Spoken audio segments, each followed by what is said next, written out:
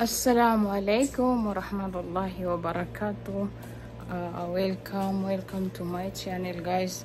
Nice to meet you again here in my vlog. Have a nice Friday. Jummah Mubarak to those Islam watching my video. Thank you for watching, guys. So andito ko sa labas kasi may chinik lang ako na ano ba yan, tanim ko kasi palamig na dito, so nag-start ako. Ayun ko kung ano nangyari sa eyes ko kasi kaliligo ko lang, napasukan ng shampoo atas. Okay lang yan, mawawala din yan maya hindi naman siya, wala namang morning star. At maya papasok na rin ako kasi yes guys, nakabalik na kami. Nandito na kami sa Makkah from Taif. Kahapon kami bumalik dito. Kaya andito na naman tayo. Magsasawa na naman kayo makita ang bahay namin dito sa Makkah. Kasi yes, as you see, may garbage na po kami. Kasi andito na po kami sa Makkah ngayon. Pero babalik din po kami sa Taif. Ibang lugar na naman yun ang pupuntahan namin. Kasi maganda yung weather doon kaysa dito sa amin, dito sa Makkah. Kaya doon kami mag-i-stay muna ng mga ilang araw. Pero di ko pa alam kung anong araw yun. Not sure pa yung araw. Kaya di ko rin alam kung anong araw yun. Ulit na naman. So pasok muna ako guys kasi mainit na dito Gagawa tayo ng salad. So nilabas ko na yung 4 cucumber. Nahugasan na rin. Tingnan nyo basa pa. Igaganito natin to para lumabas yung ganda, ganyan.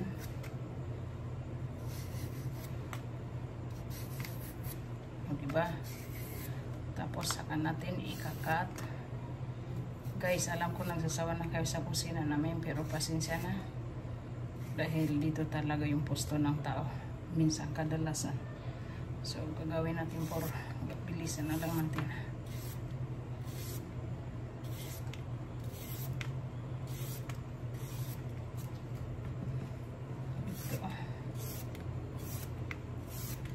Nagpapawis na rin ako sa init ng Makkah. Hindi namin kasi nadala yung yung weather ng Taif. Ang ganda ng weather doon guys. Pwede kang matulog all day, walang problema.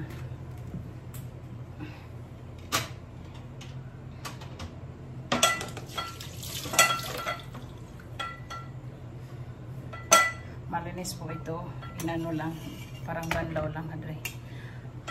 Harap natin yung ng konti yung electric pan dahil sobra yung init dito sa kusina ngayon. Uy, nagpapawis na rin ako.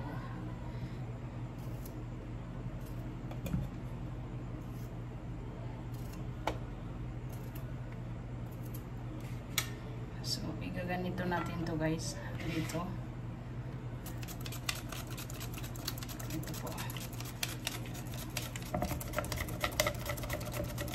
Para pakita ko sa inyo kung paano kong gawin. Ano po.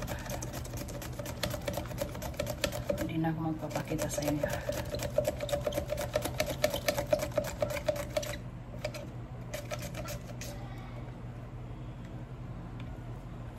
So, ito po yung kinalabasan guys. Diba ang cute? At saka, kung naiwan kung nakita nyo, pero ang nipis, lahat makakapareho ng size. Diba? So, ako naman yung tingnan nyo ngayon. Kasi gagawin ko ng madali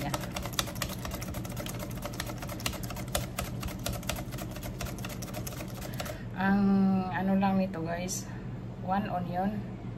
Like, it's up to you. Kung ilan ang gusto mo, 1 onion. Marami kasi kami ngayon today.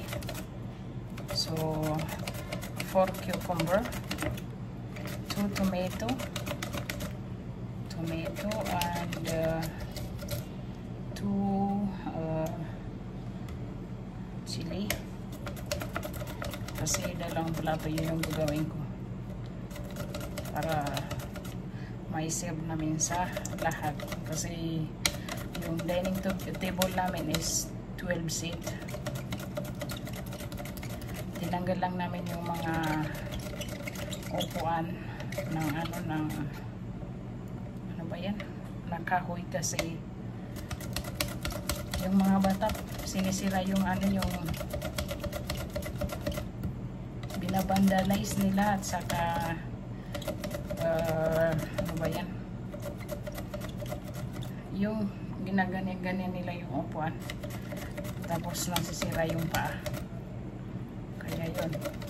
Pinalit na lang namin plastic. Dahil matitigas yung upoy. So ito po guys. At saka 1 onion.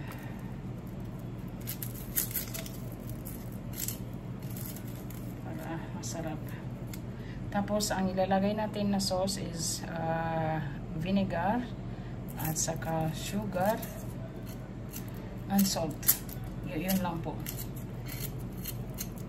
So depende sa ano mo. May pagka sour and sweet and salty. Yun yung taste niya. Ito namang onion, pag nagmamadali ka talaga ngayon magpabalat. Tingnan nyo. Dahil mainit po dito sa kusina.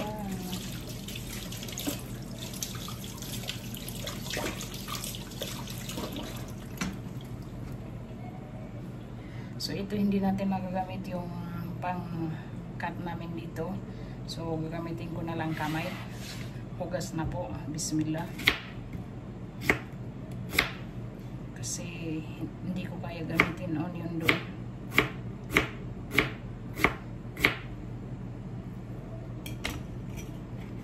So ganito po kanipis guys. Aywan ko kung makikita nyo na clear. Parang ganun din sa cucumber. Ganin po kanipis. All of them.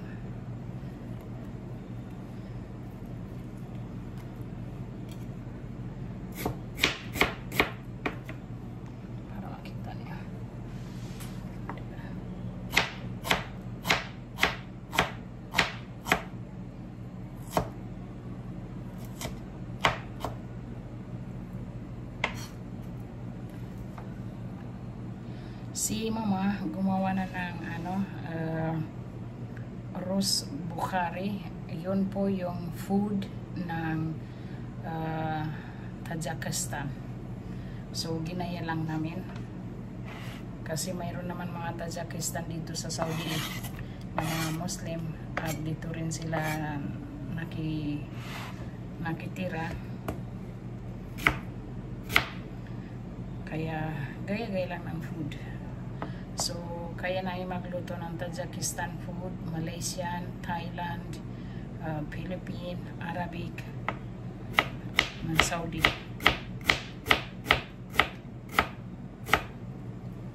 So, patapos na tayo.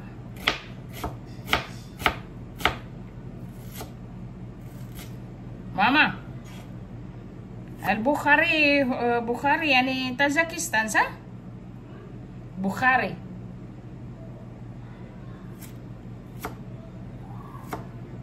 هو بلد تاجيكستان صح؟ زيادة هنا.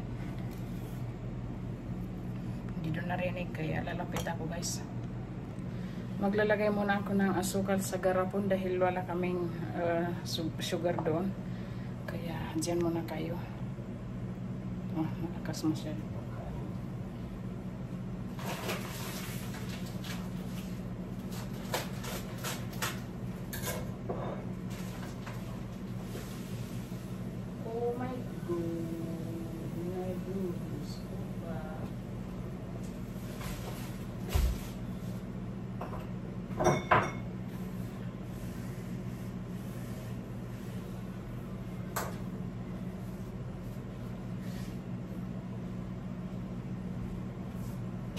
Nabuhos ko yung sugar guys, oh. Pero hindi namin kukunin yan, of course. Tapon na yan. Dahil hindi na yung pwede.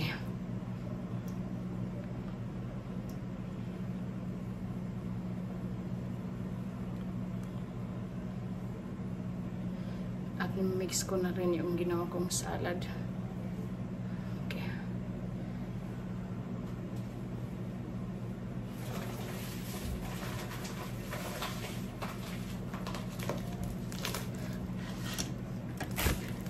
Guys, mayroon ba rin kagaya ko sa inyo na I am struggling to open this one. I mean, how to talagang anong ginagawa ko?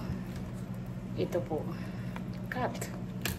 Dahil hindi ko talaga alam at ayaw kong ginagawa is yung bubuksan yung dito, yung paano, how to tangle it, kasi ang hirap. Abutin ako ng siyam-siyam dyan, kaya ginugupit ko na lang.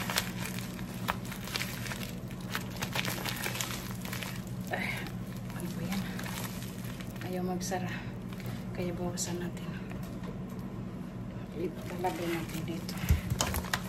Kasi ayaw magsara. Bismillah. Bismillah. Ayan, puno na. Kaya ilalagay natin sa loob. Oh. Open kasi yung electric pa namin. Electric pa. Kaya lumilipat. Oh, di ba? O kung dito ko tinanggal yung tali, di yung ganda. Pero no way, never. Hindi ko gagawin yan. Dahil labo din tayo ng siyam-siyam. Ito ginagawa ko. Easy. Ayoko gamitin yung utak ko dyan kasi sayang yung oras ko.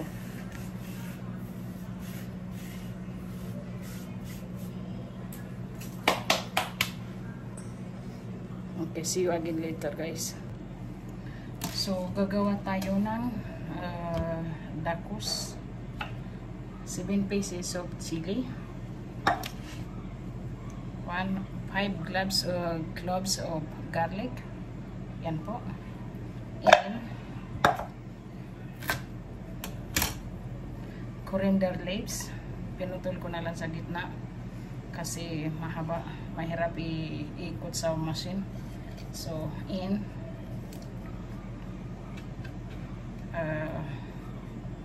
gagawin ko pa itong juice.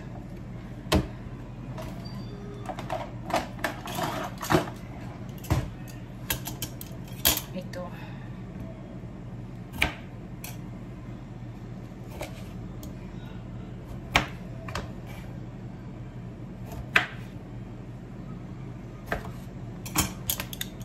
Ang lemon.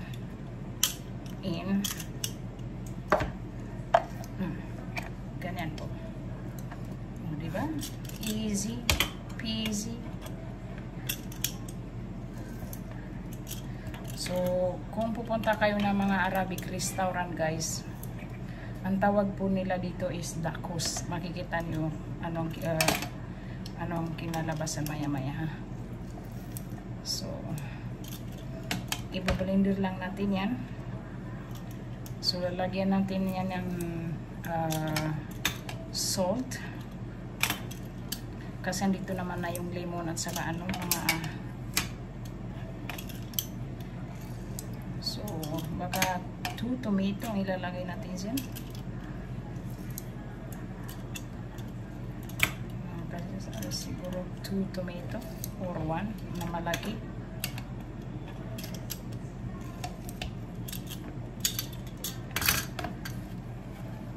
So, tapos na ako mag lemon. So, garbage na to. 2 tomato, pero kailangan hugasan.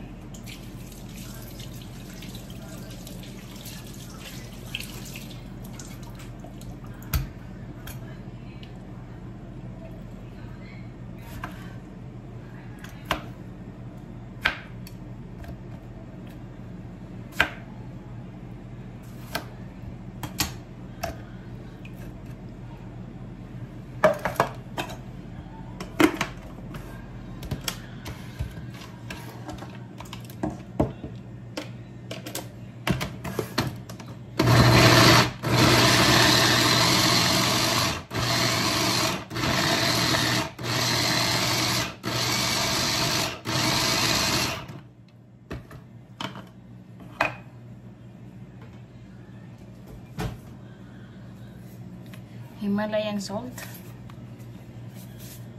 This is from Pakistan, Himalayan salt. It's from Pakistan.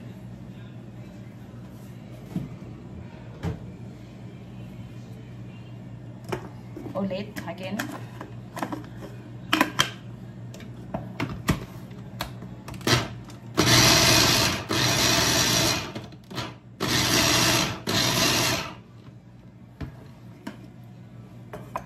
Tapos na. Oh, hindi pa masyado. Kasi yung coriander leaves hindi maayos.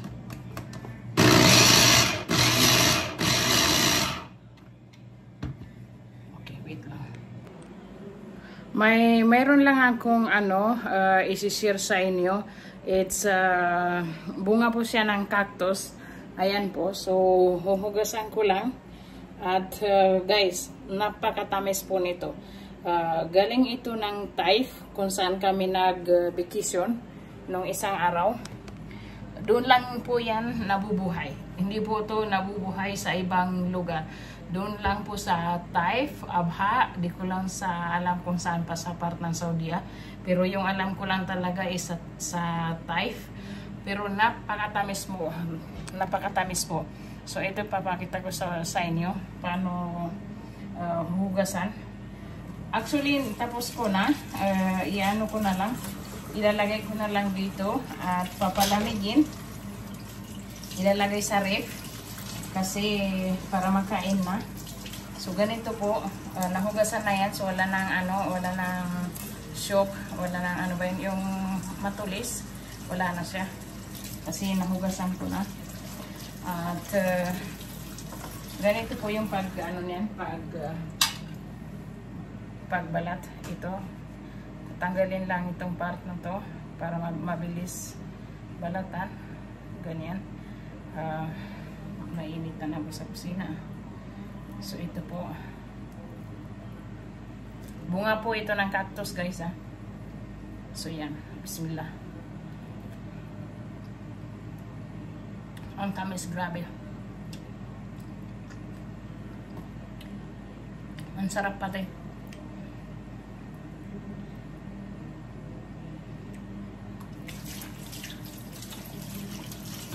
Hindi po nakakamatay ang bunga ng cactus. Actually, it's okay lang po kainin. Hindi po nakakamatay. Kasi yung iba sabi niya nakakamatay daw. So, hindi po. Ito po, alhamdulillah, buhay na buhay rin po kami. Kasi matagal na namin yan kinakain dito sa Saudi. So, guys, kung may mga cactus kayo, huwag niyo papatayin dahil may magbubunga po yan na sobrang napakatamis at sarap-sarap pa. So, dito ko na lang po tatapusin itong vlog ko. Ang galaw ko So, dito ko na lang po tatapusin itong vlog ko kasi kailangan ko na lang matulog kasi 11:23 na rin dito guys. At matutulog na rin kami. Kasi ilalagay ko na lang yun sa ref. Pinakita ko lang sa inyo kung paano namin kinakain yung cactus, bunga ng cactus. So thank you for watching guys. See you again to my upcoming video. Adios.